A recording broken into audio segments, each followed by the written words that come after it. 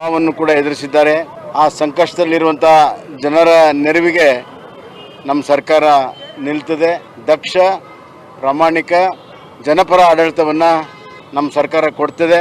ನಮ್ಮ ಎಲ್ಲ ನಿರ್ಣಯಗಳು ಆ ಕಟ್ಕಡೆಯ ಮನುಷ್ಯನನ್ನು ಮನಸ್ಸಿನಲ್ಲಿಟ್ಕೊಂಡು ಅವನ ಕಣ್ಣೀರು ಒರೆಸುವಂಥ ಕೆಲಸವನ್ನು ಬಡವರು, ರೈತರು, ದೀನದಲಿತರ, ಹಿಂದುಳಿದ ವರ್ಗದವರ ಸೇವಾಭಿವೃದ್ಧಿಗೆ ಕೆಲಸವನ್ನು ಮಾಡ್ತೀವಿ. ಮತ್ತು ರೀಜನಲ್ ಇಂಬ್ಯಾಲೆನ್ಸ್ ಏನಿದೆ, ಪ್ರಾದೇಶಿಕ ಅಸಮತೋಲನ ಇದೆ, ಅದನ್ನು ಹೊರದೋಡಿಸೋದಕ್ಕೆ ಹೆಚ್ಚಿನ ಒಂದು ಪ್ರಾಶಸ್ತ್ಯವನ್ನು ಕೂಡ ನಾನು ಕೊಡ್ತೀನಿ ಅನ್ನುವಂಥ ಮಾತನ್ನು ರಾಜ್ಯ ಜನತೆಗೆ ಈ ಮಾಧ್ಯಮ ಮುಖಾಂತರ ಹೇಳ್ತೇನೆ.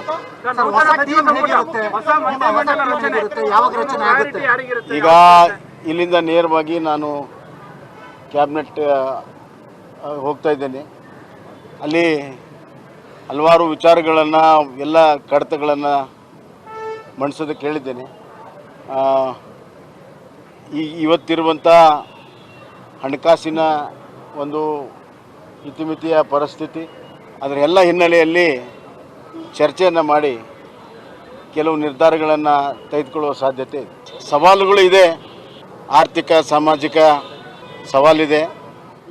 ಈ ಸವಾಲುಗಳನ್ನು ನಾನು ನಮ್ಮೆಲ್ಲರ ಸಹೋದ್ಯೋಗಿಗಳ, ಪಕ್ಷದ ಎಲ್ಲ ಹಿರಿಯರ, ಶಾಸಕರ ಎಲ್ಲ ಸಹಕಾರದೊಂದಿಗೆ ಸವಾಲುಗಳನ್ನು ಮೆಟ್ಟಲಾಗಿ ಮಾಡಿಕೊಂಡು ಅವುಗಳನ್ನು ಎದುರಿಸಿ ಯಶಸ್ಸನ್ನು ಕಾಣ್ತೇನೆ ಅನ್ನೋಂಥ ಆತ್ಮವಿಶ್ವಾಸ ಇದೆ. ಇನ್ನೆರಡು ವರ್ಷ ಯಾವುದೇ ಗೊಂದಲ ಇಲ್ಲದಂತ ಆಡಳಿತ ನಿರೀಕ್ಷೆ ಮಾಡಬಹುದಾ ರಾಜ್ಯದ ಜನ?